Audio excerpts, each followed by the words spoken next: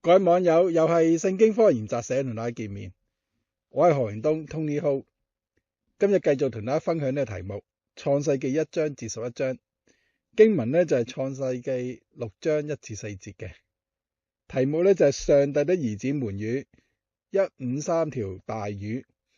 未着主題之前呢，先同大家分享個人嘅信念。六日創造呢就呢個宇宙以至地球同埋其中萬物嘅真實歷史。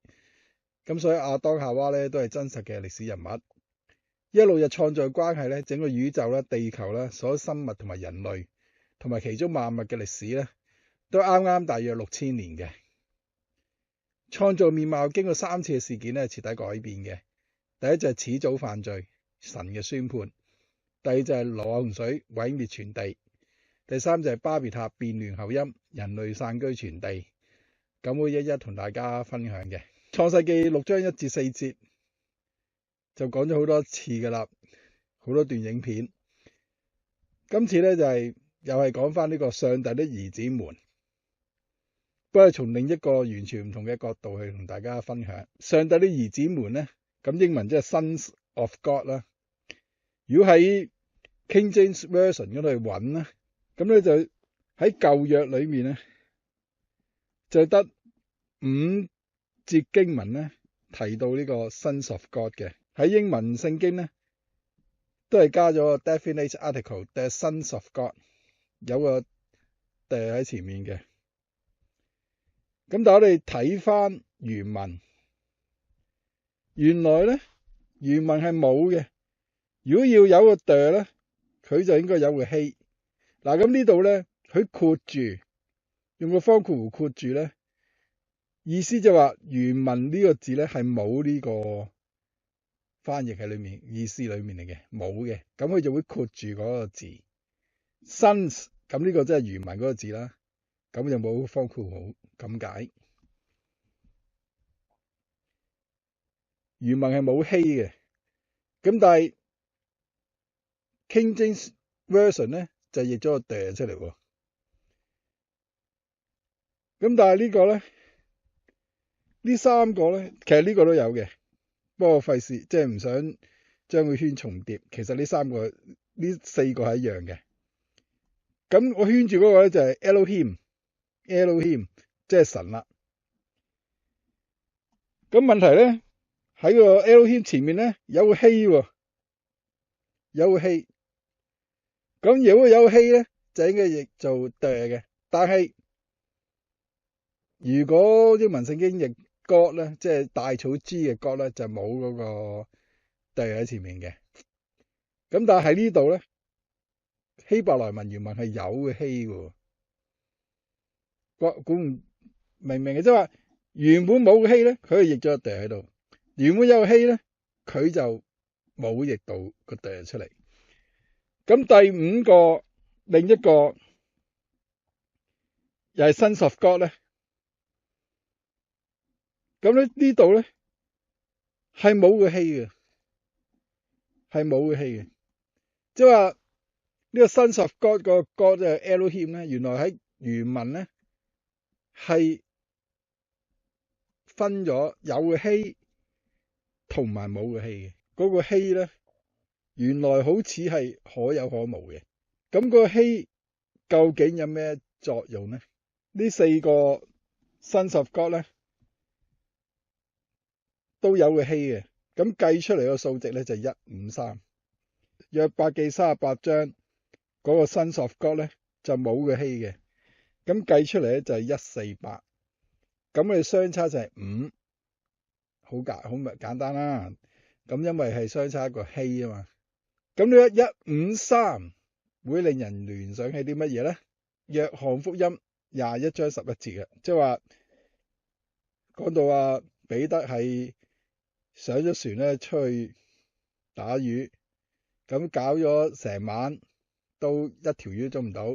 咁耶穌見到佢哋咧，就叫佢哋去深水嗰度咧，就喺右邊向個船嘅右邊撒網。咁咧發覺就撈到好大嘅網嘅魚。咁翻去數咗咧，原來有153條大魚，而且咧雖然魚又多又大，但係個網係冇爛到嘅。咁就呢一個記載就出現咗153呢個數字。咁呢個153究竟係咩意思咧？咁喺即係指乜嘢咧？咁其實喺2000年嚟咧，不斷都有人嘗試去解釋，究竟點解聖經特別記載到佢哋網到嘅魚嘅數目就係153條，又唔多又唔少，又唔係第二個數字喎，偏偏就係153。咁多千年咧，唔係即係2000年啦，都有人嘗試去解釋。咁我都試一試，頭先計咗啦，就係如果有個希咧，個 Elohim 如果有個希咧，Sons of God 咧就計到153出嚟嘅。咁係咪就係呢個153咧？即係呢個153。咁記住咧，就係呢個153係大魚被捕獲嘅數目嚟嘅嚇。咁而喺創世記6章2節咧，Sons of God係指個墮落嘅天使。咁喺猶大書嗰度咧，6節嗰度，即係猶大書得一章嘅啫。咁即係第6節就講到咧，那些不守本位離開自己住處嘅天使，神咧就係用鎖鏈鎖住佢哋，永遠拘留喺黑暗裏面，等待呢個大日子嘅審判。咁呢個猶大書第6節呢度所提嘅不守本位離開自己住處嘅天使咧，其實就係指呢個創世記6章裏面嗰個墮落天使。咁最終佢哋係會被鎖起嚟，一個不漏，就好似嗰個網咁，網住佢嗰153條魚咧係冇爛嘅，冇俾啲魚走甩嘅，因為主要將佢哋鎖起嚟啊嘛，等待審判嘅日子啊嘛，咁所以咧就一個不漏啦。咁153咧呢個數字咧究竟有咩意義咧？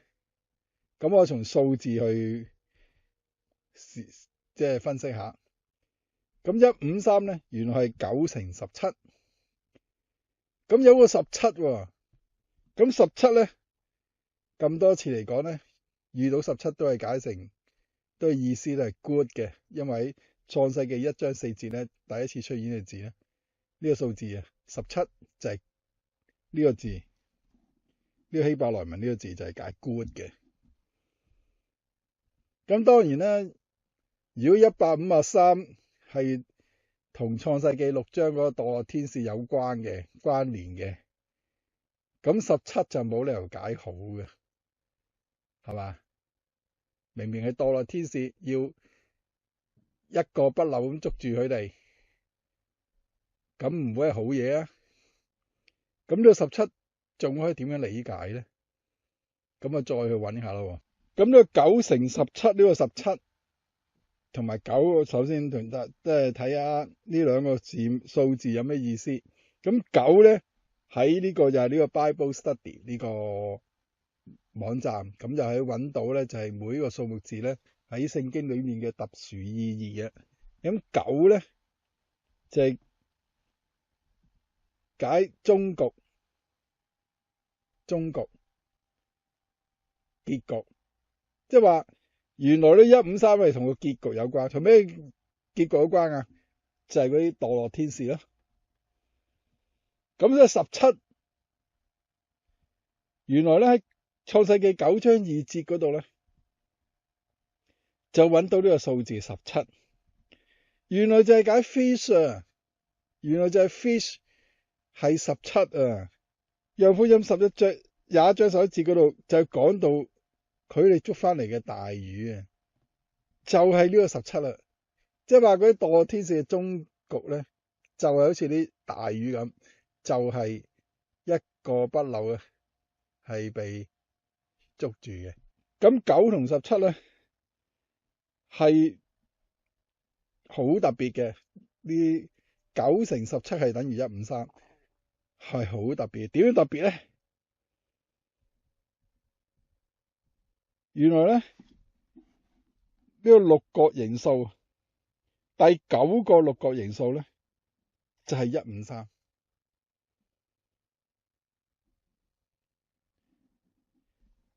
咁6咧咁啊同人有關嘅，咁亦都同魔鬼啊，因為魔鬼就666啊嘛。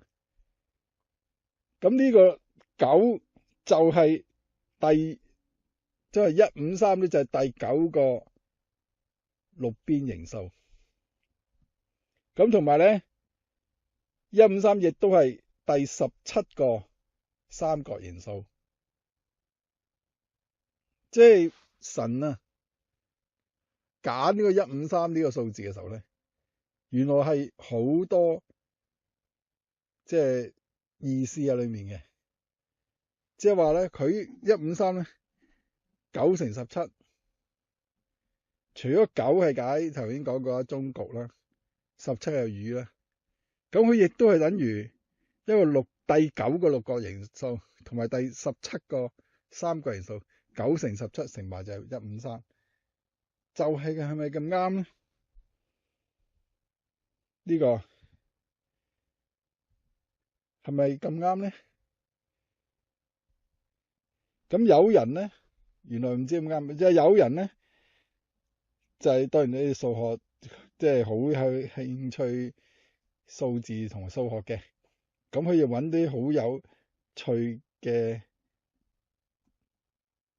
153嘅特性出嚟，咁同大家睇下呢個網站。咁153咧就係呢度，如果將每個數值每個位值嘅3次方加埋，3次方加埋咧就會係翻153嘅。咁1嘅 factorial， 2嘅 factorial， 3嘅 factorial， 4嘅 factorial， 5嘅 factorial 加埋又係153喎。咁有好多特性咧都係即係喺153度揾到出嚟嘅。咁有興趣咧去睇下。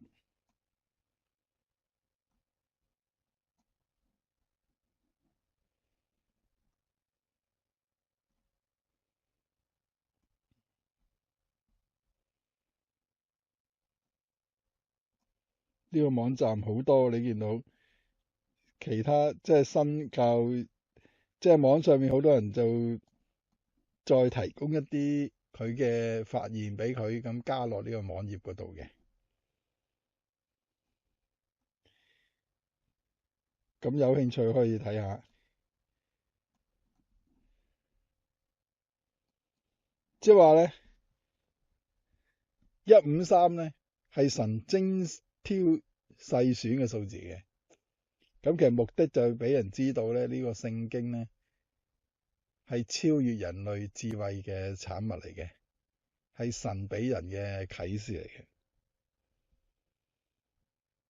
咁我講翻約伯記38章7節嗰度，就係講到呢度啦。Sons of God 咧就冇嘅希嘅。咁呢度咧就同其他嗰4節，即係話有 Sons of God 嗰4節咧係有一個分別嘅，就係咧佢多咗個 all 喺度嘅。咁原來呢度咧 all sons 加埋112喎。咁 God 就係86啦。咁112同86咧其實都係神嘅數字嚟嘅。咁所以咧其實呢度咧 all sons of God 咧其實係神咧係印咗自己嘅指紋喺度嘅，就係用呢個112同86呢個數字，就代表神佢自己印咗個指紋喺度。38章7節咧，咁中文譯做上帝的眾使者也都歡呼。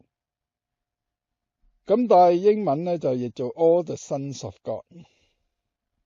咁 all 好清楚就話所有啦，但係重視者係咪就係所有咧？咁即係喺度當係啦。即係如果即係咁樣嘅翻譯，佢又唔係話所有使者係重視者。咁但係英文就好清楚 all sons of God。咁就係講幾時咧？就係神咧係立大地根基嘅時候，咁咧重視者咧就歡呼。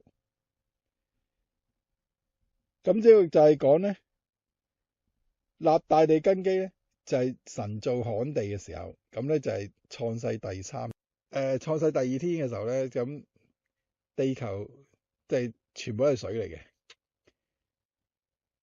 咁喺第三日，神咧就係由從呢團水裏面咧就做出旱地。咁喺周圍咧就係有啲天使咧係望住，咁佢哋見到神做出旱地咧就係歡呼。咁咧就喺創世約伯記嗰度有呢個記載啊。咁我哋睇翻呢個 All Sons of God，就係指咧，因為當時咧就未有天使係背離神嘅，咁所以咧就有呢個 All Sons of God 啦，即係所有天使咧都喺度睇住神咧係從水中咧係做出旱地。Sons of God喺呢度咧就係148。咁148咩特別咧？4乘37，咁37咧就係同創世記第一章第一節係2701，就係37乘73，咁所以就聯繫到咧就係創造啦。咁所以呢個咧亦都係神嘅印咗佢指紋喺度嘅。呢個有一種數字咧叫做七邊形數，咁呢度見到啦，即係七邊形呢度。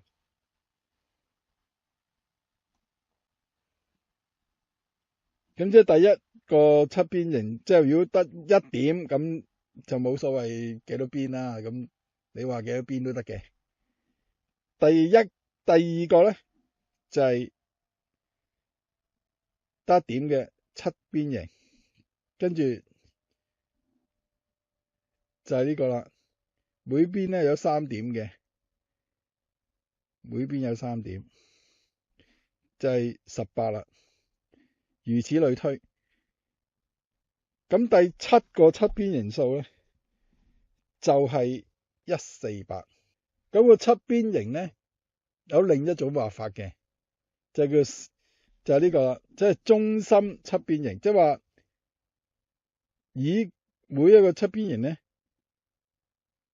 個中心為嗰個共通點、共同嘅中心，咁去畫個七邊形。咁樣畫咧，嗱又係第一個啦，第二個又係七點啦，第三個咧就係呢個啦，第四個如此類推咁樣畫嘅。呢個唔係1、2、3、4、5、6、7，係啊。咁發現咧1、2、3、4、5、6、7，第7個同心嘅七邊形咧個數咧又係148喎，又係148。咁即係七邊形數有兩種畫法嘅，咁都有148個。嗱，如果你睇下咧，就冇除咗1之外咧，就冇第三個數咧係出現喺呢兩組數裏面嘅，只係得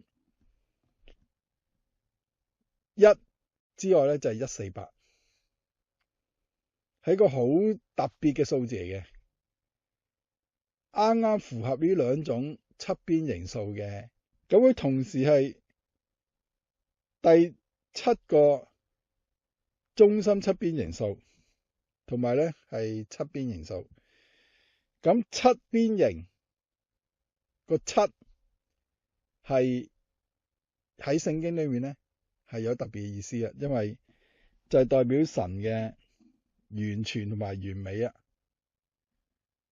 即係凡叫7咧，其實都係神最喜愛嘅一個數字之一，咁就係代表神佢自己咧嘅完全同埋完美。咁所以神咧就喺呢個 Sons of God 咧，就令到個數值係148，即係代表 All Sons of God，即係未有天使墮落之前咧，係非常完全同埋完美嘅，就用呢個148去表達呢個意思出嚟。咁所以聖經本身咧就係超越人類智慧嘅產物嚟嘅。創世記6章1至4節咧，其實裏面講嘅上帝兒子們咧，就係指墮落嘅天使。人的女兒咧，其實就係泛指亞當嘅女性嘅後裔。咁佢哋即係墮落天使同人嘅女兒交合咧，就生下啲巨人。咁嗰啲墮落嘅天使咧，犯咗呢個罪咧，就俾神咧係鎖起嚟，就等待大審判。咁喺《約翰福音》21章11節裏面，我提嗰153條大魚咧，其實就指向呢墮落嘅天使，就係神咧會將呢啲墮落天使咧係鎖起嚟，係一個不留嘅。點睇到咧？就係喺呢個 Sons of God 呢度153係代表17係代表魚，咁好清楚，即係話9係終局啊，結局啊，即係話嗰啲墮落天使結局就係好似啲魚咁，就係俾門徒咧係捕獲，而且係一個不留嘅。咁呢153咧，其實係神咧精挑細選嘅數字嘅，咁佢有好多獨特嘅屬性，說明咧呢個經文咧係超越人類智慧嘅產物嚟嘅。好啦，如果你喜歡嗰個頻道咧，就請你訂閱、按讚、分享，多謝，下次再見。有個 bonus 啊，唔好走字啊！啲 bonus 係咩咧？咁咧就係呢個153同聖經有咩關係？咁原來咧舊約係有929章嘅，而新約就有260章。咁呢個係講基督教嘅聖經先係咁嘅啫。如果唔係基督教聖經咧，係唔同嘅。咁如果將佢加埋咧，就係1189章，1189。嗱，咁我將佢分成首嘅，即係頭嗰153章，同埋咧尾嗰153章。咁即係如果隔開頭嗰153章同尾嗰153章，咁中間剩翻幾多章咧？計唔計到啊？即係總共1189啊嘛。咁你減咗頭尾306啦，咁就係883章。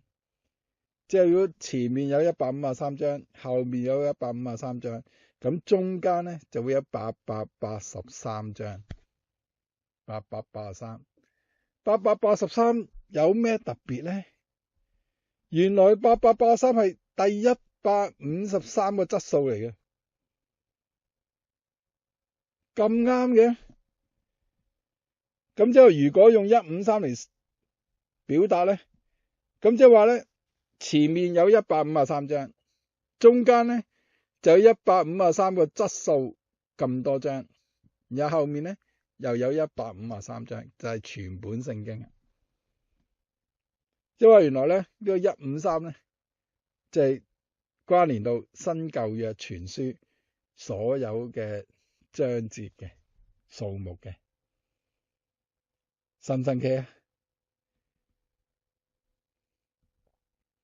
咁所以你睇到咧，呢個聖經係超越人類智慧嘅產物嚟。嗱，不過咁嗱，頭先講過啊，係基督教聖經先係呢個章數嘅。咁再睇翻約翰福音21章11節嗰度，咁啊呢個希臘文嚟嘅，呢個字咧就係 fish 啦。咁呢個字本身就係 large， 咁 large fish 啦，咁啊拉出去喺前面譯，因為英文就要個 adjective 喺前面啦，咁所以就擺咗上去。咁嘅其實呢個字先係解 large 嘅。咁呢個 large 呢個數字咧，即係929，咁啱嘅。929記唔記得係咩意思啊？929就係舊約嘅章數嚟嘅，有冇咁啱啊？就係呢個大魚個大字，呢個大啊個數就係929，就係舊約章數嘅數值，係咪咁啱咧？咁喺耶利米書31章31節嗰度咧，就有新約 New Covenant 嗰個字出現呢度。咁呢個數值加埋咧，又係929啊！即係話新約嗰個希伯來文數值咧，原來就係929，即係指新約。咁有咩意思咧？153條大魚同聖經嘅關聯係巧合啊，定係有咩隱藏意思啊？